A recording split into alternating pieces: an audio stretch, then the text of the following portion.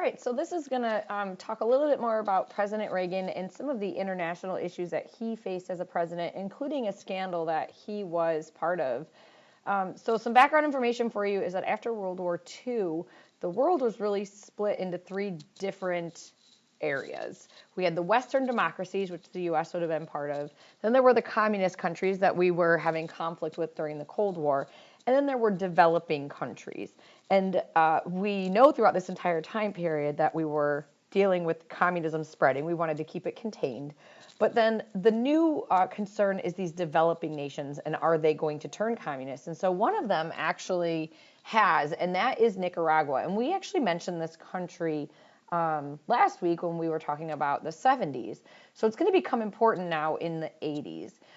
The leader of Egypt will be assassinated in 1981, and that's the same leader that had come to America to meet with President Carter and the leader of Israel. And so that leader and Egypt were really hated in the Middle East. They were not liked because of their support of Israel and the United States.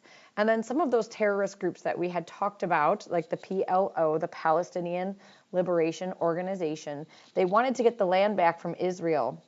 And Israel's going to look at the PLO as a terrorist organization. And so, yet again, America is going to be sending support in the form of military support and money to Israel. And that is going to anger the countries of the Middle East. And so in 1983, this is later, right? In the 70s, we had talked about this last week, but now we're talking about it in the 80s. So it's an ongoing concern.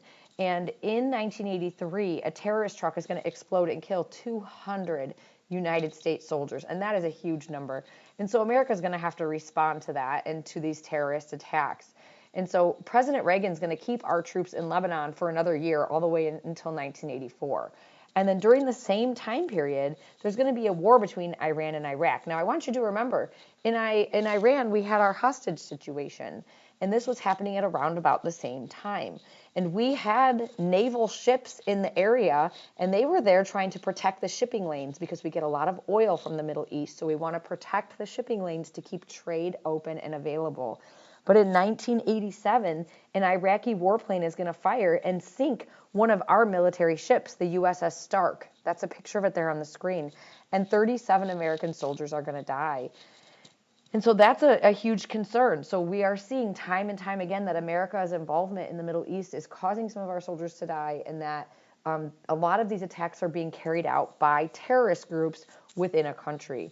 So Libya is another country that's located in the Middle East, and there's going to be some terrorist attacks there in 1985. The airports will be attacked, and many Americans will be killed who were in those airports, traveling anywhere around the world. And so our president, President Reagan, is going to say that it was the leader of Libya, whose name is Muammar al-Gaddafi. And al-Gaddafi, we're going to cut off trade then with Libya. And al-Gaddafi is going to go on to lead some terrorist organizations in the future. And he's going to be a very strict leader within his country. In 1986, Gaddafi will fire at U.S. planes that are flying over international waters, which are supposed to be open to all. And so in response to this, the United States is going to sink 2 Libyan ships and also attack one of their missile sites. And so that's to send a message to stop attacking the United States, to stop using terrorist tactics to cause harm. And the Reagan administration is going to go on further to bomb some of their terrorist training sites once we're able to locate where they are in Libya. And that's in response to Americans being harmed. So throughout the Middle East, we're seeing lots of terrorism start popping up. And those attacks, many of them, are going to be centered around the United States. All right, let's change gears and talk about a major scandal that happened while President Reagan was in office. If you look at that image there, President Reagan looks kind of stressed, looks like he's struggling a little bit during this press conference, and this is because there's going to be a major scandal. So if you remember, America had hostages taken in Iran, 52 of them, and they were held hostage for 444 days.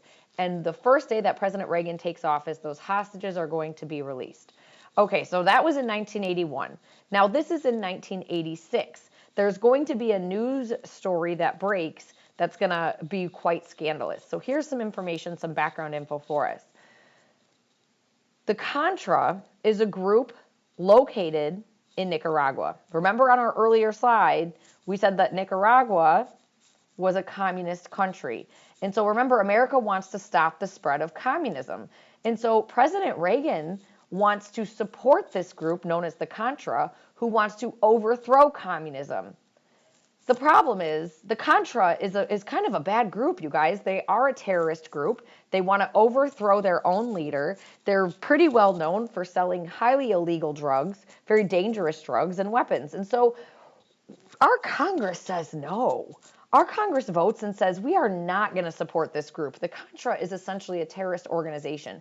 And although we don't want communism to spread, we didn't win in Vietnam, and so maybe we just need to leave that alone now. If they want to be communist, let them be communist.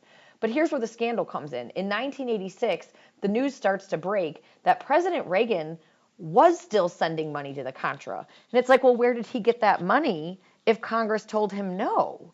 So the big scandal is that President Reagan was selling American weapons to terrorists in Iran. And you have to remember that Iran at this time was a sworn enemy of the United States, that Iran is who took our people hostage, and that we were not on friendly terms with them. So the fact that our president is selling them weapons is very scary for many reasons. Number one, Congress told him no. Number two, he's giving that money to terrorist groups in Nicaragua. What are they going to do with that money? I mean, we don't even know. And then second, we're giving weapons to an enemy that could use those weapons against us in return. And so this was a very huge scandal in the United States. America has a strict policy of not dealing with terrorists.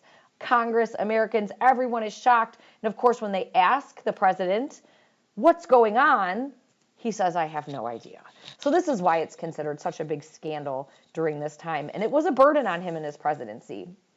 As we approach the end of the 80s, we're going to have a new leader in the Soviet Union. His picture is there. His name is Mikhail Gorbachev. And he wants to make the Soviet Union a little more open. But President Reagan was still unsure about this, and he's going to build up our largest military during peacetime. He's going to spend a lot of money on military because he wants to be prepared as just in case a issue with the communists break out. But Gorbachev wants to improve our relations. So we're going to sign a treaty with them and destroy some of our medium-range nuclear weapons, which means the threat of the Cold War is starting to go away. We also say that each country can come and inspect the other country's weapon factories, and our president's actually going to go there in 1988.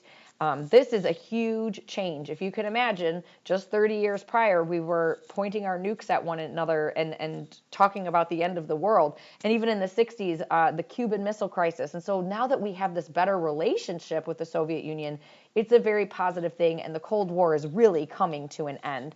So the Soviet Union is going to be more open. They're going to have more freedom of the press, less government control, which really tells us that communism had failed in Russia, and that with this new leader, and here's a picture of them in front of the Kremlin. This is Reagan on the left, and then this is their leader Gorbachev on the right. And with this change and more openness, communism has failed. All right, we have just two more slides.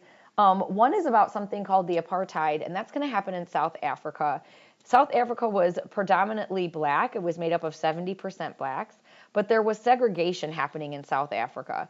And America has to take a stand here. And we are going to say no to this segregation. And we are going to do sanctions, which means we're not going to be trading with them until they end that segregation. Because we had outlawed segregation many years prior to this, at least 30 years. Now, we know that it didn't get followed right away, especially in the South.